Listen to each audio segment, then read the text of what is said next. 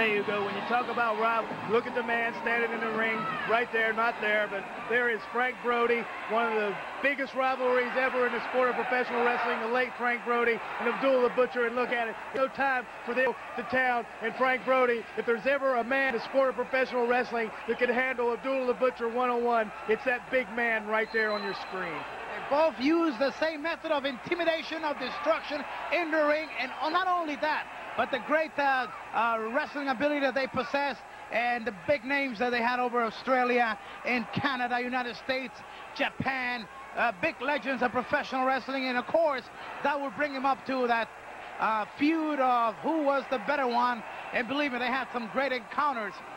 Bruiser Brody, a great friend of mine, Abdullah the Butcher, two tremendous wrestlers. Here's one match taking place in Kawas, and the fans were up for it.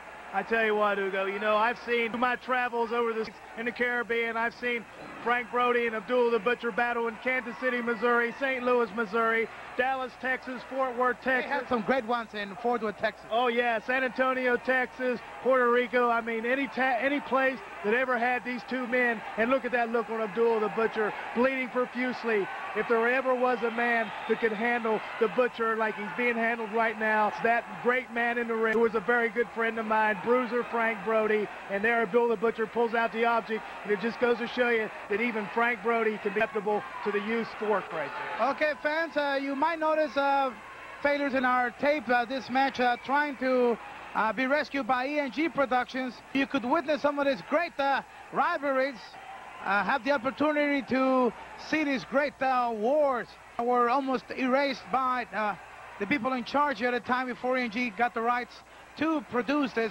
matches and for this VHS.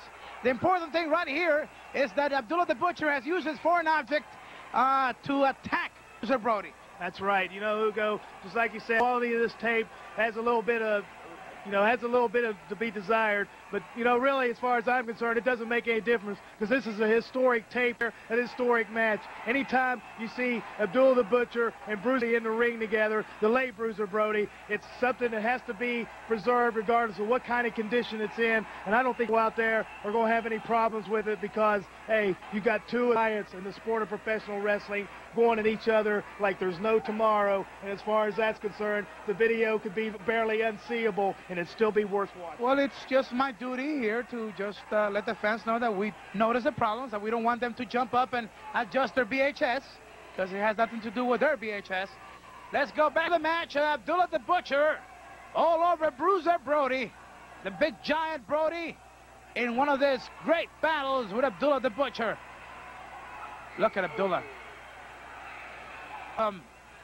Abdullah the Butcher over the long Frank Bruiser Brody. Ooh, I tell you what, you know, just like I said, Frank Brody's the one that can handle Abdullah the Butcher, but on the other hand, Abdullah the Butcher is one of the people that can handle the big Bruiser Brody the way he's handling him right now, because Bruiser Brody's trademark going out and beating people up, and nobody did it any better than he did. But Abdullah the Butcher has kind of got him going a little bit now.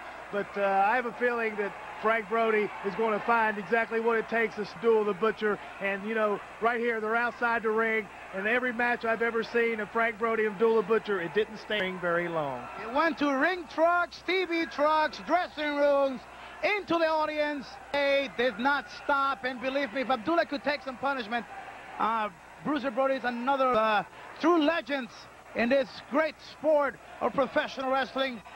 We are very proud of people like Frank Brody, what they achieved, what they gave to our sport. The referee had no choice but to disqualify both men fighting outside the ring, and he didn't even come close to these two gladiators, in which winning. I'll tell you, when you got these two guys going at it, there's the specialty, the chair.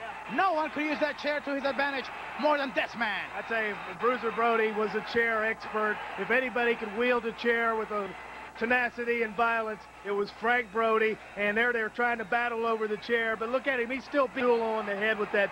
Hey, he's a chair expert. Well, one time I wrestled against Bruiser Brody, Carlos Colon and me against him and his manager, and I got hit on the back. Not cold, I was in pain for over 6 months. Did he ever hit you, Mr. X, with a chair? Well, I can personally say I never experienced a chair myself, but then again... So you are a wrestler. You are a wrestler. I was a wrestler. Okay. But that's not what I'm saying. I'm saying I witnessed him use a chair several occasions, and I've never seen anybody hit anybody any harder with a chair than Bruiser Brody. And, you know, what can I say? There's only going to be one Frank Brody, regardless of whatever happens throughout the history of professional wrestling. There will be one Bruiser Brody, and there will be only one Abdullah the Butcher. No question about that. Now he's got the boot all over. The big Masudan match has been thrown out, and Abdullah heads back into the dressing room. Here comes Brody. It's all over, and we're going to go to another exciting match. Meanwhile, Brody, it's get ready in case Abdullah comes back. Stay tuned. More action coming up.